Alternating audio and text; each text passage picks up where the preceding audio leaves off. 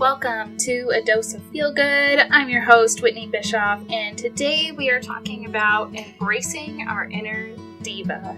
You can see full show notes at doseoffeelgood.my.canva.site. Now, let's dive into today's episode.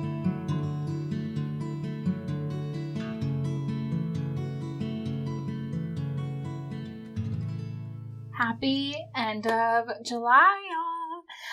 We are at episode 11 of our Dose of Feel Good podcast, and today we're going to talk about embracing our inner divas and what that means. And I'm just really excited about this topic because it's fun and a little silly, and I think really helpful.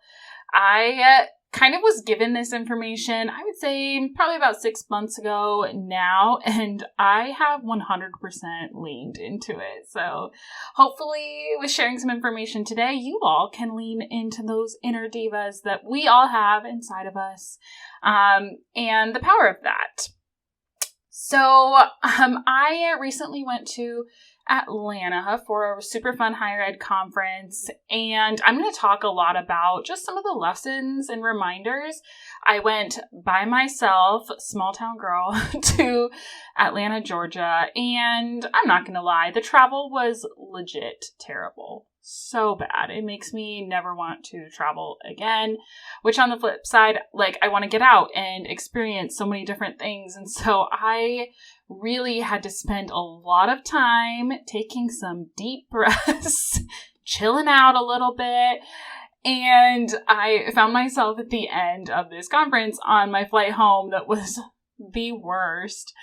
Just taking deep breaths and literally telling myself, Whitney, calm down, quit overthinking this, stop, right? And I think that's what the inner divas in us want to do.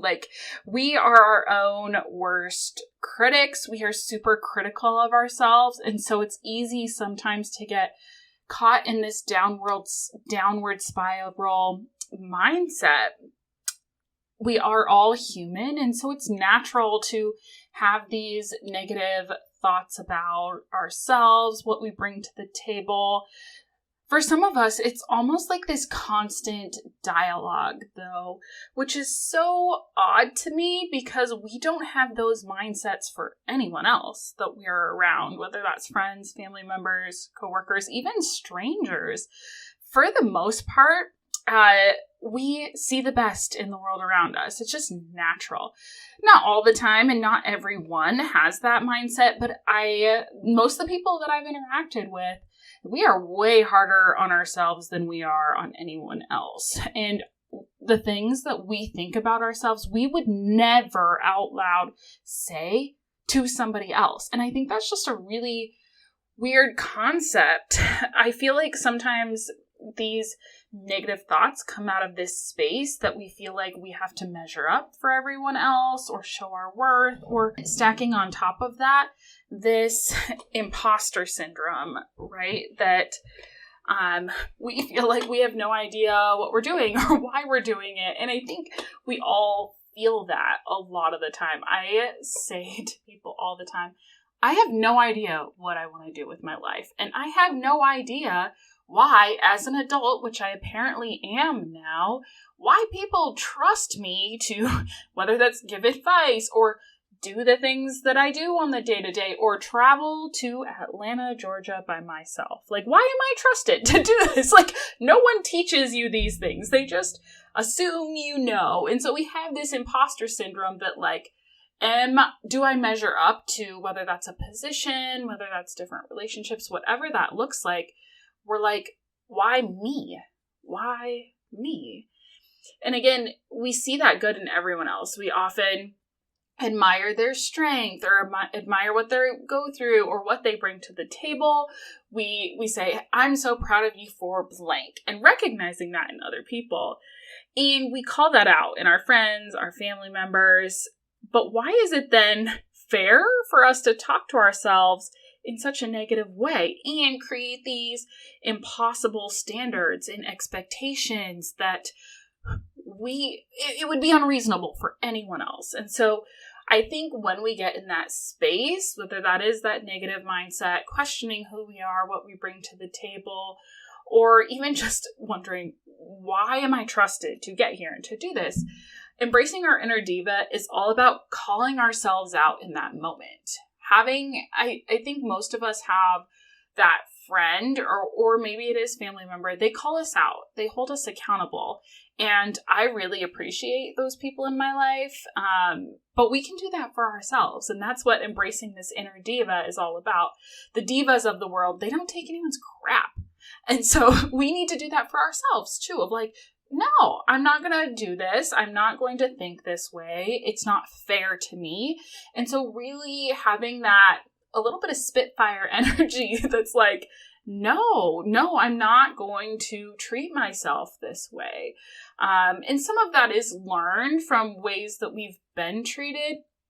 But I think a lot of the time, if we just start calling ourselves out, we can really change that mindset that we don't have to create these unrealistic ideas or thoughts, or I should be here because I'm 32 years old, and you look at somebody else who is that far. But then there's other people who have really struggled, but we admire that. And so I think really just taking a step back and what we admire in everybody else, we call on that inner diva to make sure that we are recognizing that in ourselves too. One thing that I took away from this conference, so the keynote speaker was Dr. Cardona, the previous education secretary, and he was fabulous. But he was talking about leadership on a spectrum, and I took that and was really just thinking about different personalities on different spectrums. But one of them that he talked about was that he was talking about work, but it can be just how we live life, right? Some people are just status quo, so they're on one side of this spectrum. And on the other side of the spectrum was kamikaze, right? They're like, I'm not going to take it. I'm going to do what I want, when I want, right? Like there's two very different types of people that want that go with the flow. Change is really hard. And then there's other people that are coming in and they bulldoze everything down. I am definitely on the kamikaze side of things. I don't think I always had been, but I definitely am now. And I think with that is where kind of that diva comes from, that sometimes you do have to even hold yourself accountable and call yourself out. And that's that bulldozer, burn it all down mentality, right? That like, no, I am no longer going to show up in this space for myself that's not serving me and that's not going to be and do what I need and what I want. And it's okay to be selfish and do those things because as humans, we aren't that way. We are all about everyone else. And so really taking that energy, and even if you are a status quo person, maybe pushing yourself a little bit that like, no, I am no longer going to treat myself this way. I also, for the first time ever, started going to a therapist probably about a year ago. And this is where this really stemmed from, that as I was talking out loud, I got to this point, even mid-sentence, and I just challenged my thought and I was like, you know what? No, like I don't get to treat myself this way or whatever was going on in my life. But I said out loud, I was starting to deliver with sass because I was like, no, this is not okay. This thought process isn't okay. The way I'm behaving, whatever it is, right? But like out loud saying like, you know what? No. And I found that really, really helpful and aligns with, because sometimes it's hard for us to do that for ourselves. But what I've really, really found is I surround myself, because I'm an extrovert, but I need to surround myself with people who do hold me accountable, who will call me out, but then also reminding me how great I am. So that validation, right? That we are all going to make mistakes. We might fall into that negative mindset sometimes, but I want to surround myself with people who really show me the best in me and remind myself to call myself out a little bit. And if you don't have those people, or if you have people that make you question your worth, this is going to be hard to hear, but I have really done this in the last year and just found so much help in this space. And I just feel so much better. And one of the things a different speaker said at this conference was, when in doubt, burn it all down and start over from the ashes. And I loved that analogy because sometimes we need to do that. Like, if people are not supporting you or serving you in a way that you need to be your best self, let it go. Get rid of that people-pleasing mentality that I have to show up for everybody else. If I don't have people who are in return showing up for me, I don't need them in my life. I'm very much, I need like the low maintenance friends, low maintenance relationships, because we all have our stuff. We are all human beings and we hide that stuff pretty well. And so if I'm in a friendship or relationship that is sucking that out of me, burn it down. Let it go. There are people out there that want you exactly for who you are and need to remind you of that as you choose to then embrace that for yourself as well. I think this is especially important and can be, in fact, impactful when we do choose to kind of hold ourselves accountable and embrace our best self, because we're the only ones that know ourselves best. And we deserve to see the gift that we are for ourselves.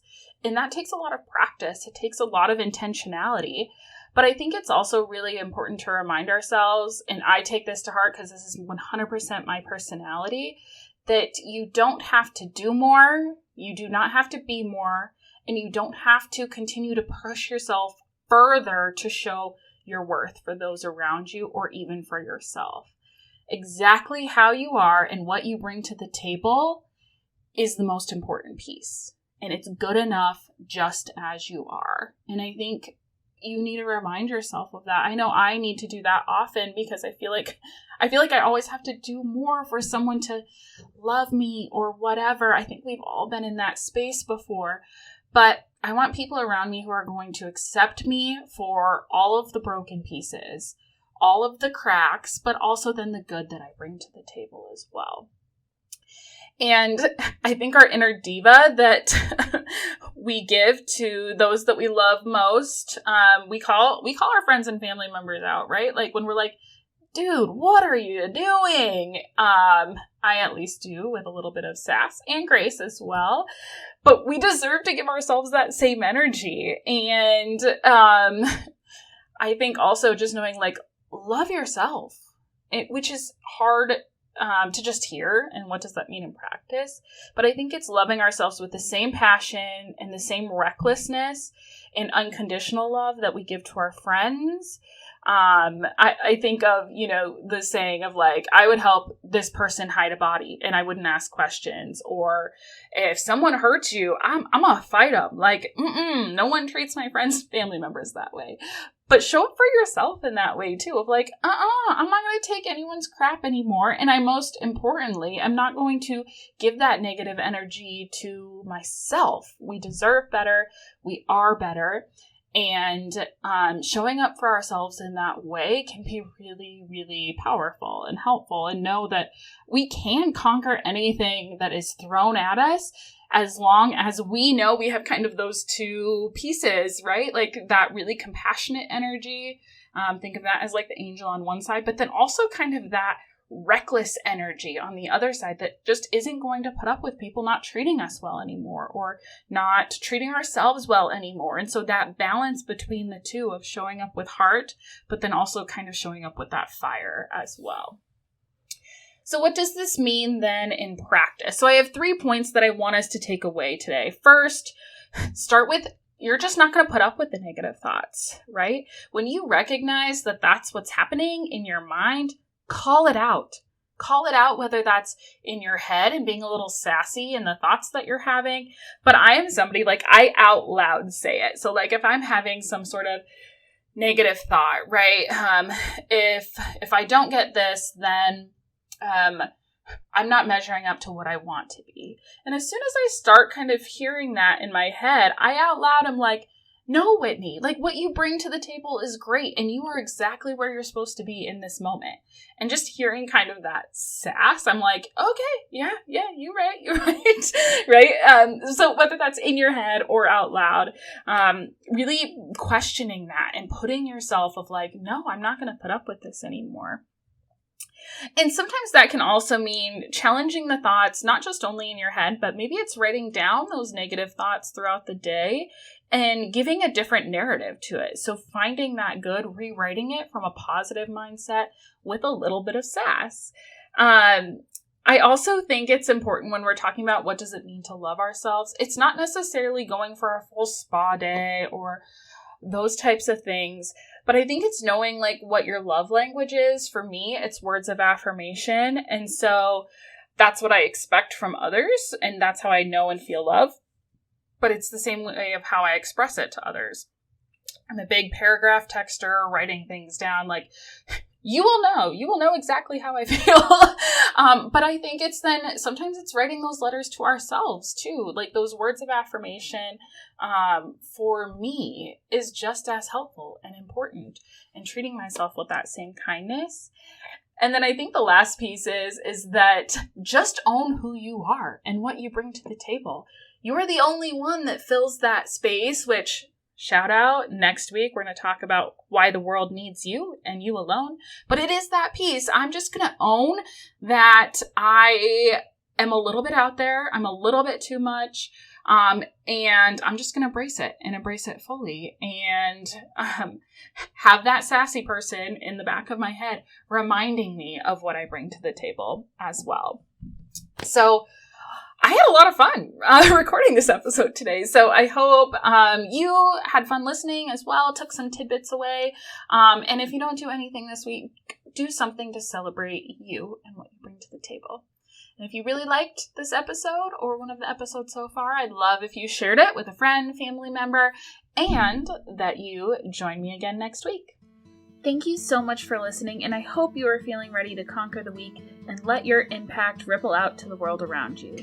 Let's connect on Instagram and Threads at Dose of Feel Good Podcast.